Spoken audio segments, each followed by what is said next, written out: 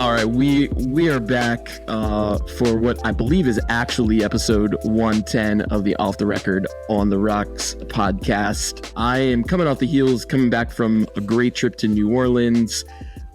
Things, as always, so far this year have felt a little weird in the markets. The big one catching my attention in the past 48 hours, Brian Armstrong's Coinbase making news with Coinbase entering the S&P 500. So Coinbase, publicly traded company, one of the first publicly traded companies in the United States to allow their customers to custody crypto assets, has now entered the S&P 500. On the same day, Michael Saylor is out on Twitter saying every American's 401k will have Bitcoin in it. It seems bullish right now. Up and to the right, for sure. What's your take? What's going on?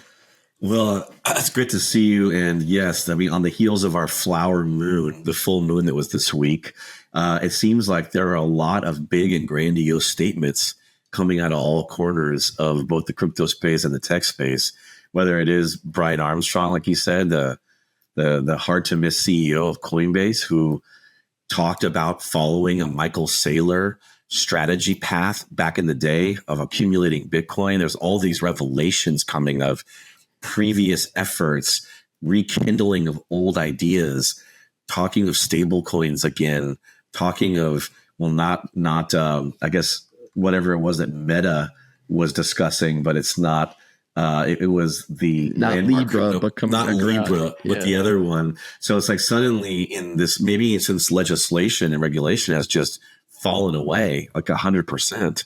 Everyone's going and dusting off their old magic book and looking for a new magic trick. So I don't know, it all kind of coincided neatly with the big moon. And then, of course, the markets are up and up and up because of the maneuverings that are happening, at the federal level.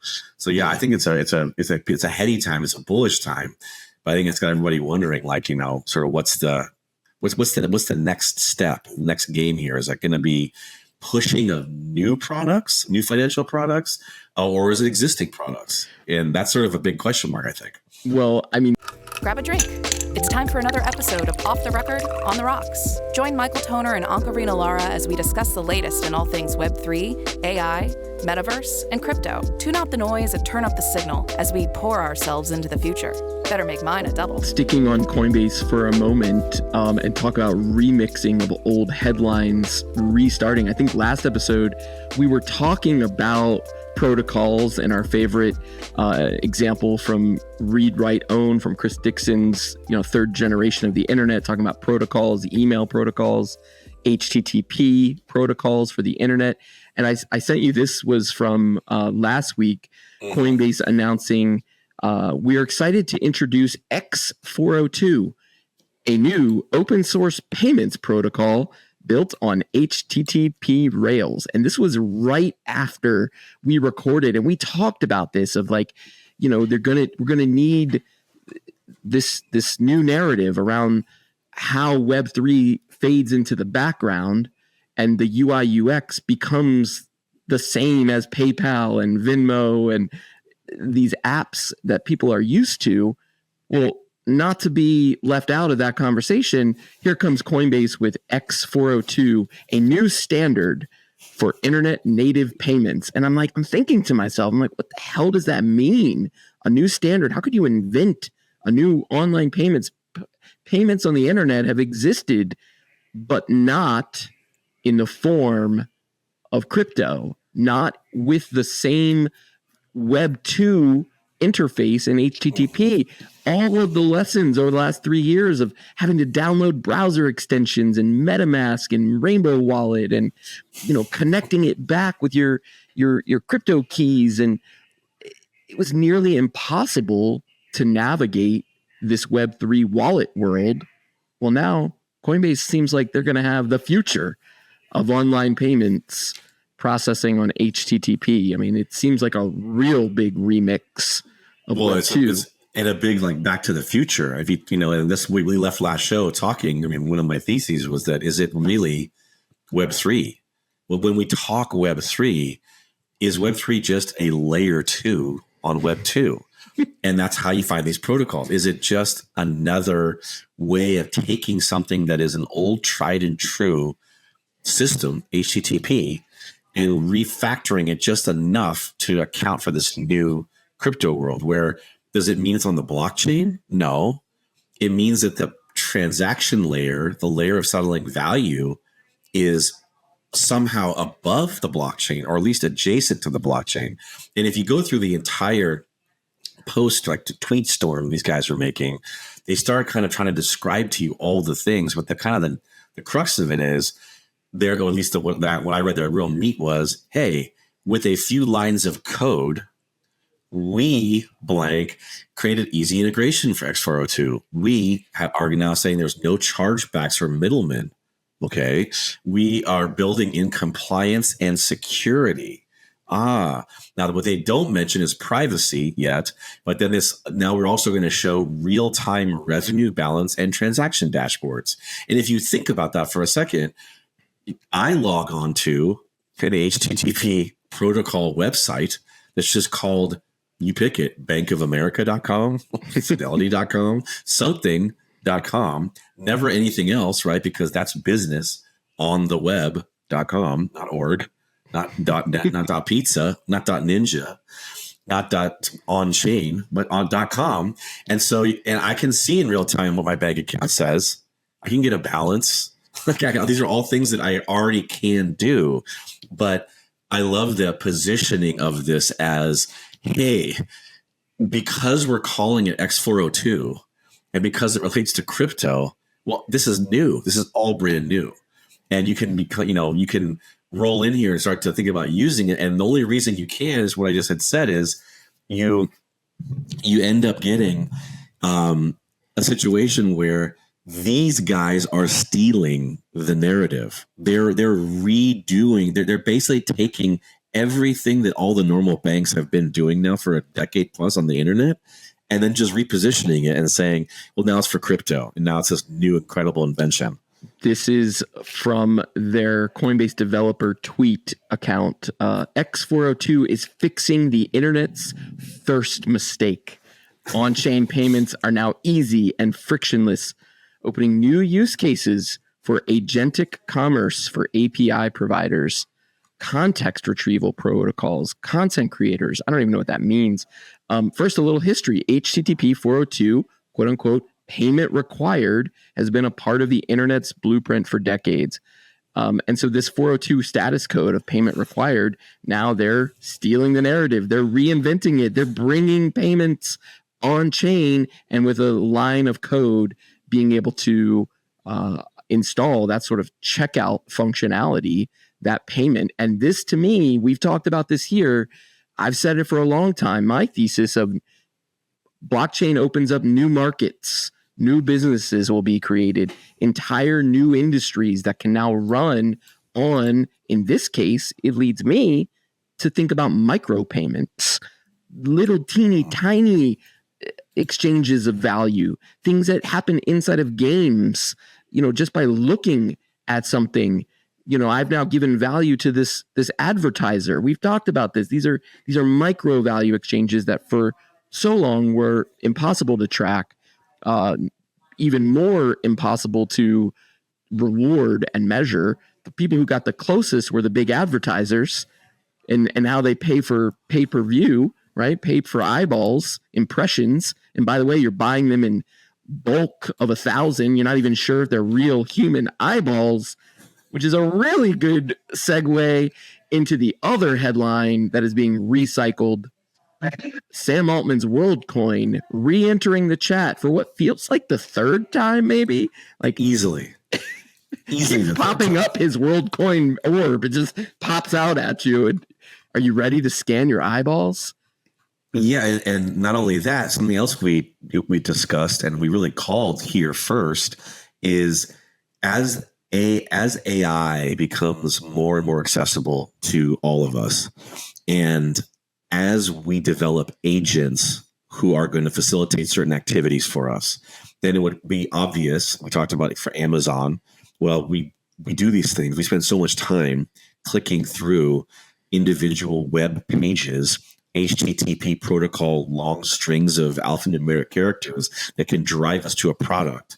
And we're humans. Like, we don't need to do that, right? We should be able to tell our AI agent, I'm looking for a leaf blower. I've used the leaf blower example, I want to say 2-3 years ago. I mean, we're now 3.5-4 years in. And that was one of the first real challenges was there's 50 of them.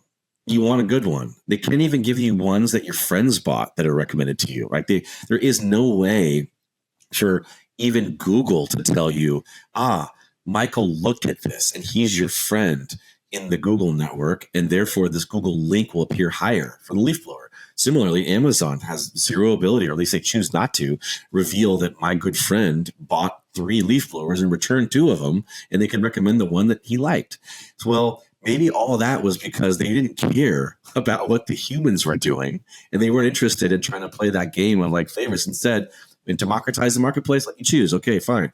But now you have an agent, and your agent's going to be shopping for you. So that's where, with the Sam Altman orb conversation, you start to link that with the announcement with Visa, that Visa would like to have an agent to go shopping for you, and we just need your eyeballs.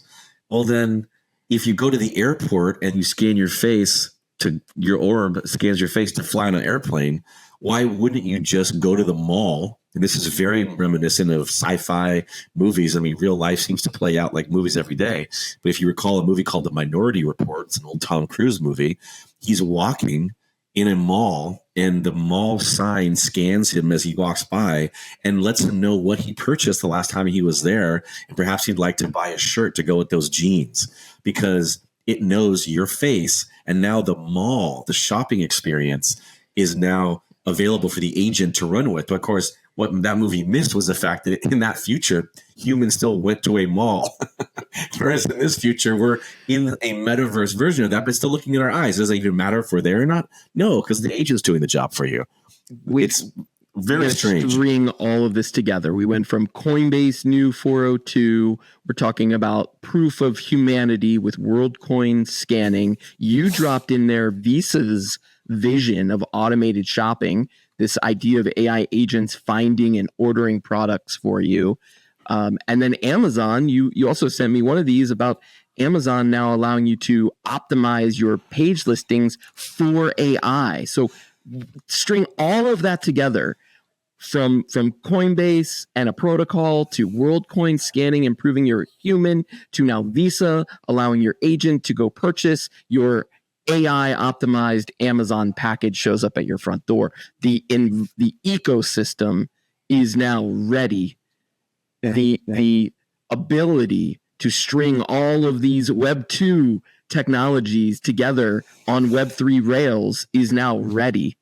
And that, to me, is why I'm still feeling this bullish sentiment of Michael Saylor still buying Bitcoin, big institutional money piling into crypto, and you're seeing more and more headlines.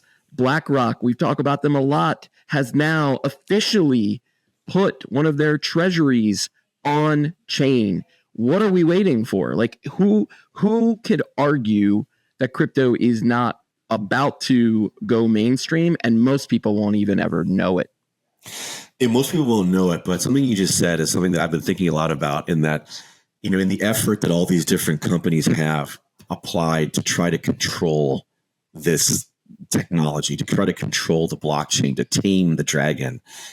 There are really two different and opposing forces that view it in different ways. So the Michael Saylor, at one side of our conversation, and the amassing of a Bitcoin treasury is one approach, one that Coinbase and Armstrong lamented potentially not following, that there was a path to take this, but we chose not to. And it isn't necessarily predicated on anything technological, what Michael Saylor is doing. They're just buying a lot of Bitcoin, and they hold it in different places. Okay, put that aside for a second. But all these other guys, like the Coinbases, who do have a business model that isn't just build up the treasury, like BlackRock can show you it on chain, here is our holding. Coinbase can show you on chain, here is our holding. All these new companies that are coming out that are chasing, and trying to build a treasury that's bigger than Michael Saylor's, like Meta Planet and these others, or even countries like El Salvador. They show you, hey, here's a wallet address and here's our treasury. Ultimately, they want to show that. It's the spirit of transparency. It's the spirit of the blockchain. It's the spirit of not being able to obfuscate your true meaning, if you will.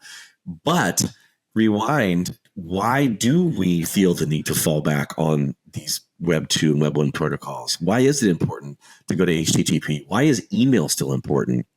Why is SMS verification to your cell phone still so important? Well, if Web 3 is about transparency and not being able to hide anything, and if we believe Web 3 is what this is, well, then Web 2 and Web 1 is about privacy and how we're going to make sure that the transactions that you do, the settlement of the value on that layer, well, that isn't actually on chain. I mean, obviously, if you know how to go find the blocks and go chase the transactions and look at the OX addresses, okay, sure, you can find it. But there's no normal names. There's no normal anything. It's just as obfuscated as remembering web URLs to go find something on a shopping website, right? The privacy comes from the fact that AI is going to have to parse all of these things that are blockchain addresses and wallets and these new protocols, but humans are still going to have to interact with a UI UX interface. And we like to interact with something that is private to us.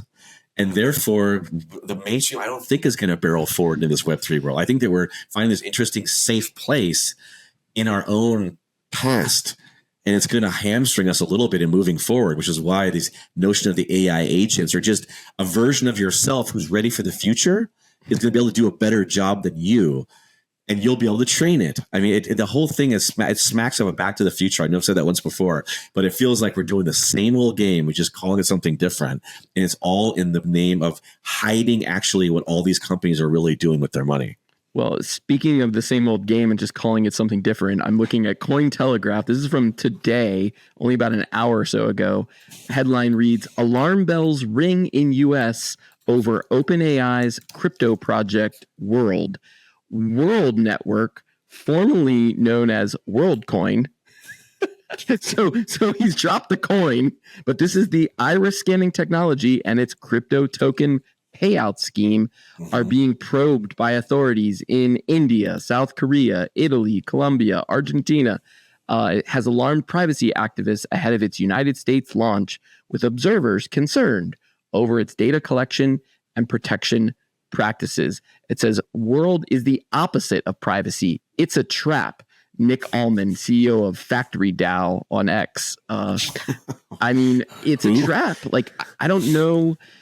It's a great take on everything you just described in terms of where Web 1, Web 2, sort of, in order to get off the ground and earn trust of users, you had to have these mechanisms of privacy, which for a long time have just been passwords, right? And the way you keep your passwords. And I do think that most people today assume that, I go to reset a password and it tells me, like Google will tell you, or the system will tell you, this password has been compromised. Mm-hmm. Consider changing this password. Most Americans, at least anyway, assume that their password data has been spread onto the dark web.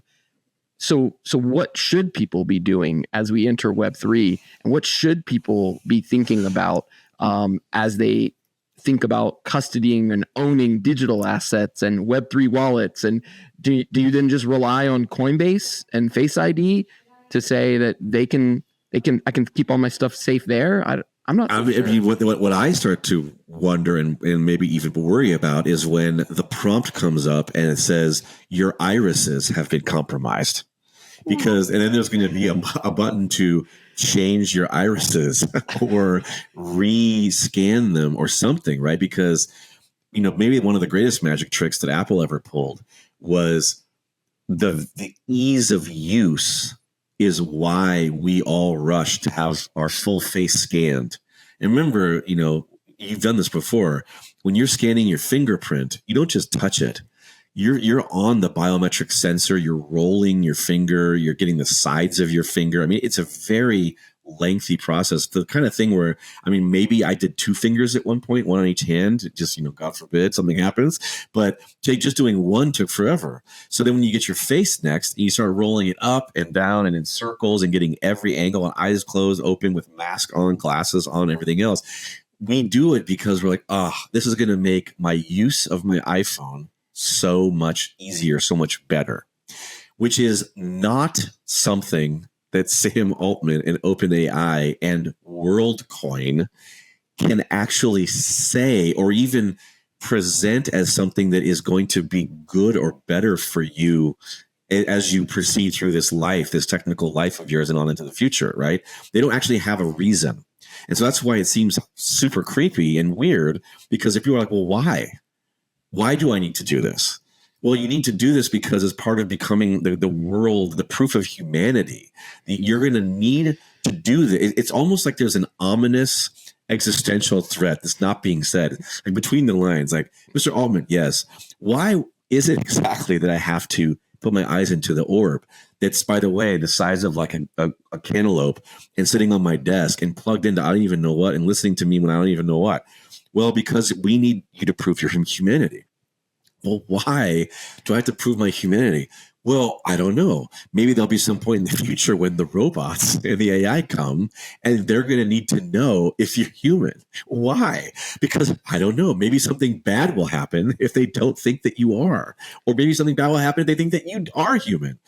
It starts to create this question of, wait, so we're building a database of humanity and it's going to be controlled by who? But it's also funny, last point, I'll throw it back to you, is I love that the United States is actually not on that list of countries who's worried about the world coin. It's like India, Brazil, everybody who's not the U.S. The U.S. is like, hey, Sam Altman, he rolled out gov.chatgpt. He's rolling out ChatGPT for each country. We love Sam Altman. Yes. We're going to be tracking what the prompts are that are coming out of all of our adversaries and allies. We own ChatGPT, so please go do your stuff, Sam Altman.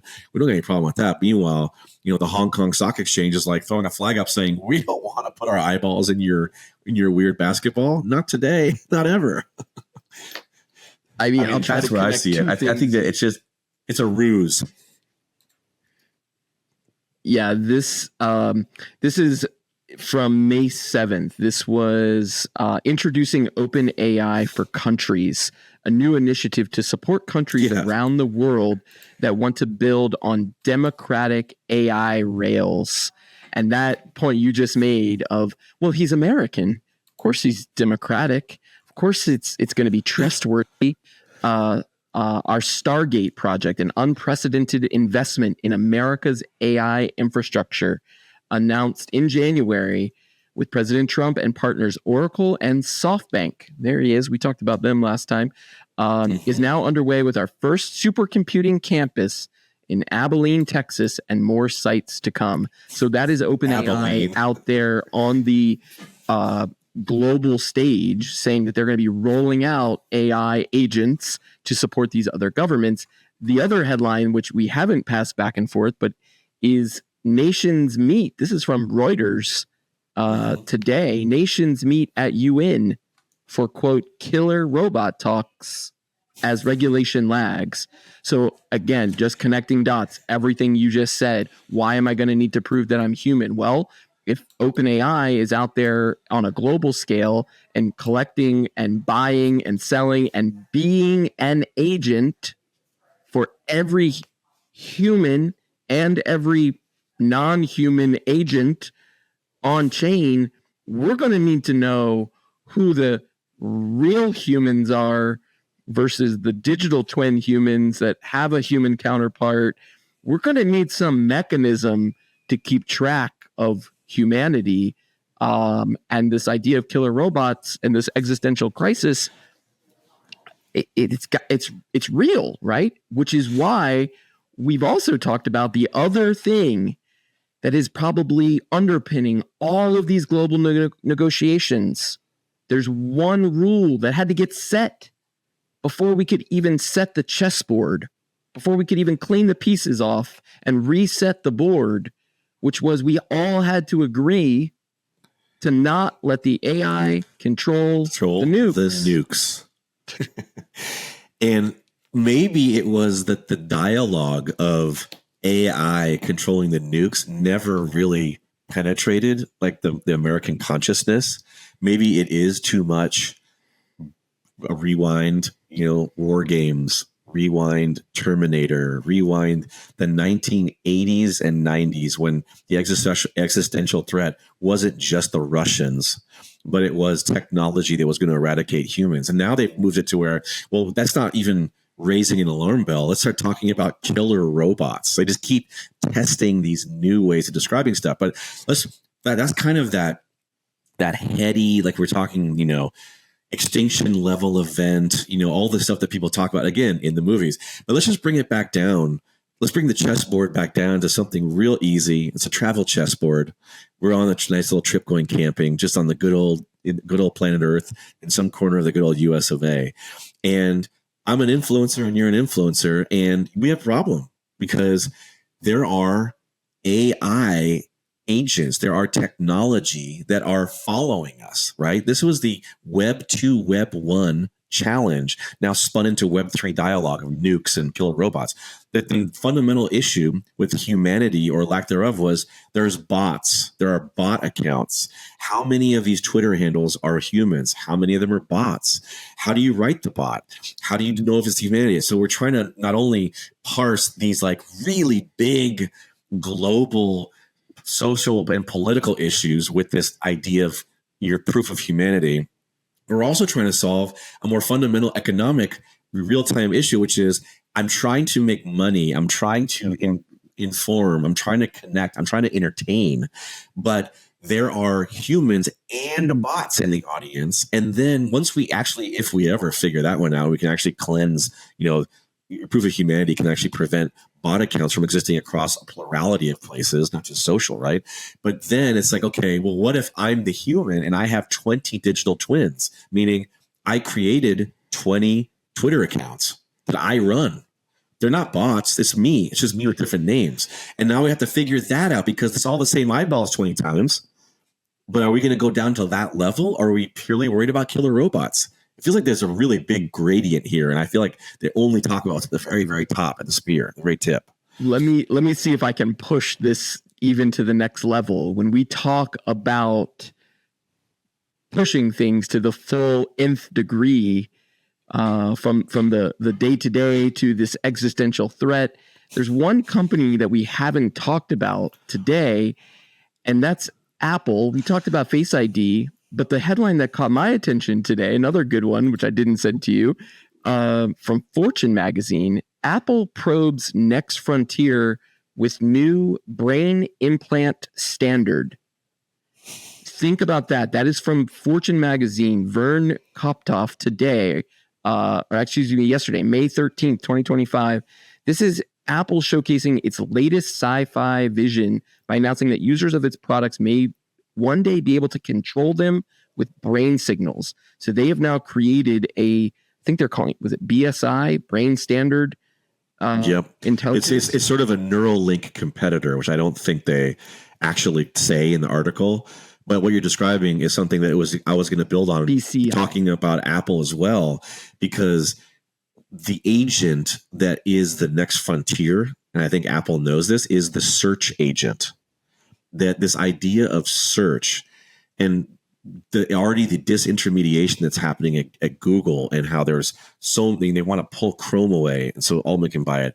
Their search business is still running really, really well. But if you don't, this is their end game. This is the BSI is the chip inside of that. Well, how do you, inside your head, how do you get to that? Well, you need to get to that by having the phone go away. And if the phone goes away, then there are a number. We actually really get into the era. Maybe the second half of this decade is going to be the era of wearables, the for real wearables. I mean, the only wearables of note that everyone has are watches. That's kind of the ubiquitous wearable. And then what's starting to break through a little bit, you just showed it, are the Meta Ray-Bans. But Apple is saying, no, we have smart glasses coming, almost in this like weird end around, where it made me feel like when I read this article, which was also from yesterday, is their 2027 vision. So it's 2 years out, that it isn't the Apple Vision Pro. That almost feels like it was this weird stalking horse thing to put out there and say, look at us, we're Apple. We have this gigantic, really heavy VR headset, and it's going to cost thousands and thousands of dollars. And the market goes, oh, who's going to buy that? Oh, my neck hurts. Oh, there's only 30 apps. And while everyone's like, I'm laughing about it, then Apple just quietly yesterday says, hey, guys, in 2 years, there might not be iPhones. And it's like, you just got to let that pause for a beat for a second.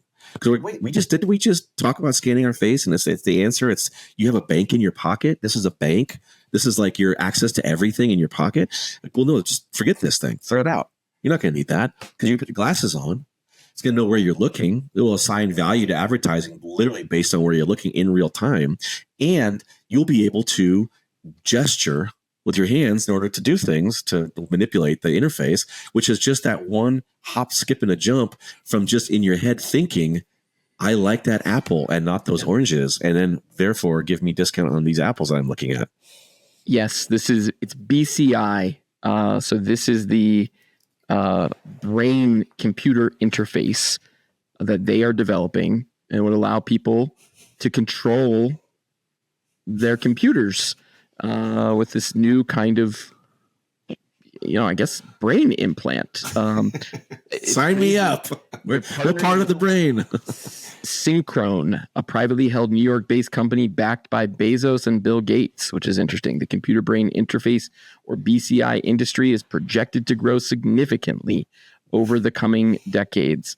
I mean, it's wild that we get there. We, starting with Coinbase and payment rails, but then really talking about human behavior as, what's the word I've used? Technology anthropologists, I feel like, is how you and I have navigated this, watching what these big companies do, watching what the regulation allows for, but simultaneously being in tune with the human behavior. And I've said this before, my youngest son is 8. He spent a year with the MetaQuest sitting on a shelf. It wasn't until his friends showed up that he has now spent the better part of 2025, with multiple hours of screen time inside of this MetaQuest. It's become a social thing. The other thing I've noticed in that is when he is searching, he is 100% doing it with voice. It's gotten to the point where when he is asking to search for something and he'll now take my phone, he's not pulling up the keyboard. That to him is a silly idea, Dad. I almost exclusively type into ChatGPT. The only time I found myself using the voice is if I'm using it in the car and I'm asking it a question, I'll use it over the microphone in the car. But for my kids, the keyboard is antiquated. The QWERTY keyboard is going to be obsolete in a generative AI. The fact that we say QWERTY, I mean, right. Just that to this day, the keyboard is designed because it was designed for receptionists and secretaries to quickly document meeting minutes. Yeah. I mean, the origin story is from the original courtroom, the stenographers, and then the QWERTY kind of was blown out based on that. So yeah, you're describing something where they teach keyboarding in school. Like my kid, they call it keyboarding, right? It's not a computer class, but it's basically teaching you how to type. And then even now you get an iPad as your take-home device from the school, and they offer you the little keyboard attachment. If you don't use that, you can use the digital keyboard. Remember, everyone's trying to solve the digital, you can bring your keyboard everywhere. It just projects onto your desk. But yeah, I was the whole thing of the search agent, like you described your son, what everyone is doing is they're just saying out loud what they're looking for.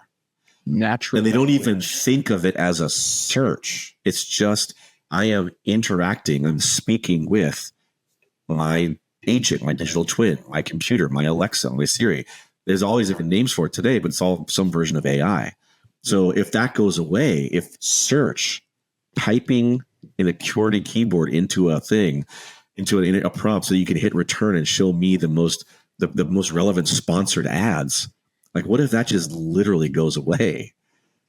Well, you think, does Google go away? Steve Jobs, with the iPad and the iPhone, he took away the keyboard. Theoretically, right? It was just the screen. It was just the glass at the glass. And now here you are in 2025 making this bold prediction that they will, and there's a name for this in business where you're literally killing your cash cow product in order to create the space for a new market. And those wearables, they've been pushing with the watch. And I can imagine that the watch and the glasses become, very important connection points where the two are working together. We know that they already are. The Apple Watch has the gesture functionality built into the watch where it can, track your the click motion and some of those things that they were clearly experimenting with. And yes, the Meta Ray-Bans continue, not an Apple product, which is very interesting. Zuckerberg, you can't take him out of this. And we know he's relaunching his token, and we know he's going down wearables, and we know he's going down the decentralized Fediverse path with Threads. And he is putting all of his chess pieces on this new board of all of these boxes you've got to be able to check around decentralization, around on-chain payments, around computer vision, around how the user is going to interact with their agent and AI in this new, dare I say, metaverse, this digital layer, whatever it's going to be.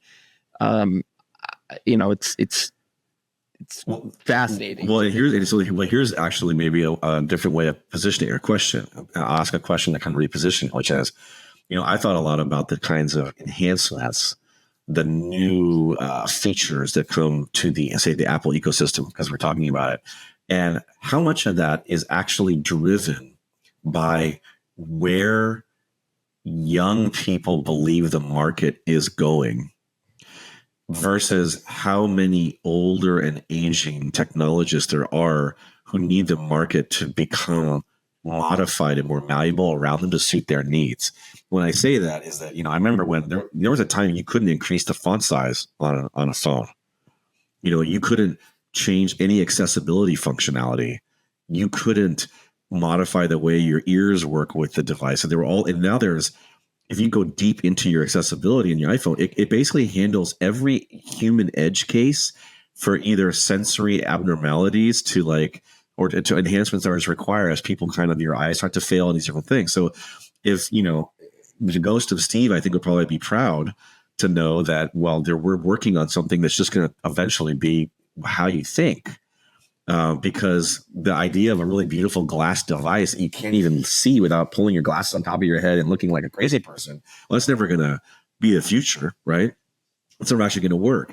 So I think that their very specific device-focused approach is one that is going to win out, because the gateway to all of these things is predicated on your ability to access it via the device, which is why today the smartphone is so important, or the glasses, or the chip. But I push it back to you on this Zuckerberg question, because social media as photos and videos are fine without keyboards or without interfaces that require you to speak and have text become the output, a text output. Social media is actually still very predicated on that. You go to Facebook and it's people writing about, what their experiences are when they went to their Alaska trip. You go to LinkedIn and it's somebody saying, here's my top 10 things from a new job that I think everyone should take to their corporate environment. You go to X posts. X posts are just lots of text. We're still in a world where the crafting of that is something that is today done by human hands, probably enhanced by AI, to find just the right succinct way of articulating something in just good old text. But as we move away from peripherals and we move away from any QWERTY anything, then we all have to become much better at articulating ourselves with our own voices, which maybe is exactly what humans need right now, because we've been hiding behind these Twitter fingers, and then it highlights those people who are sometimes kind of these misanthropic types who aren't social, who are just really good at really fast dumping out 120 or 240 character pithy remarks to stay relevant.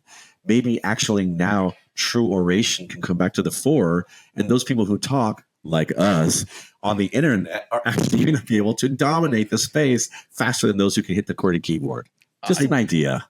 I think it might be a good way to wrap things up on this episode. You tell me if we've left anything out, but I think that is an idea that I explored in the recent interview I just did with Olivia Lilly of Future of Art in America.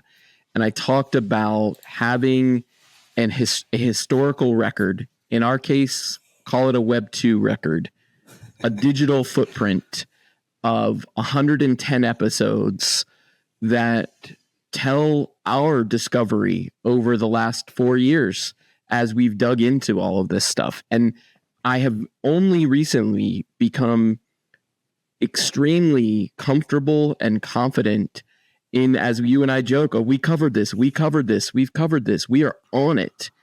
And it is with that I'm able to now point back, to episode 40, when we're talking about Ted Cruz pushing for stablecoin legislation more than 2 years ago.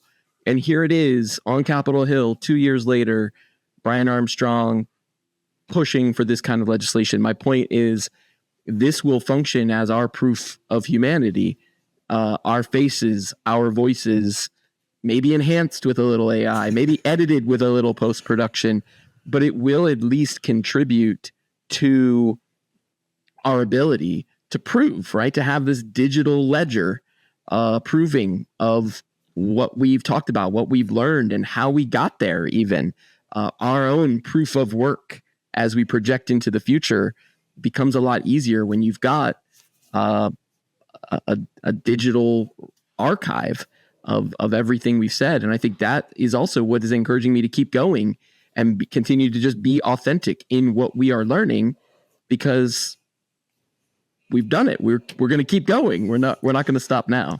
Oh, that's the hallmark of humanity, right? The proof of humanity is that we are constantly learning and getting smarter.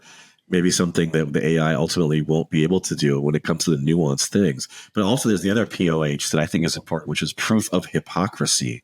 So having 4 years and having transcripts, and to be able to know when so-and-so said this, but 2 years ago said that, that's also something that's really, really fascinating, because that record eventually is going to become consequential. As sociology or technological sociologists that we are, being able to point to, let's say, Jamie Dimon, who just finished his first tokenized treasury transaction on a public blockchain as part of JP Morgan. Let's not forget, this is the guy who not more than 2 months ago said that digital currencies are still only used by human traffickers and terrorists. Like, this is the guy who's settling value on the blockchain today. So I love the proof of humanity and the intersection of the proof of hypocrisy, because only humans can be hypocrites. That's and the AI 101. The AI doesn't forget. That's right. Humans may forget, but the AI will not. We'll leave it there. We'll do it again next week for episode 111 next time. Great talking to you, Michael. Peace. That's all the time we have for this episode of Off the Record, On the Rocks. You don't have to go home, but you can't stay here. See you next time for more news and all things crypto and Web3.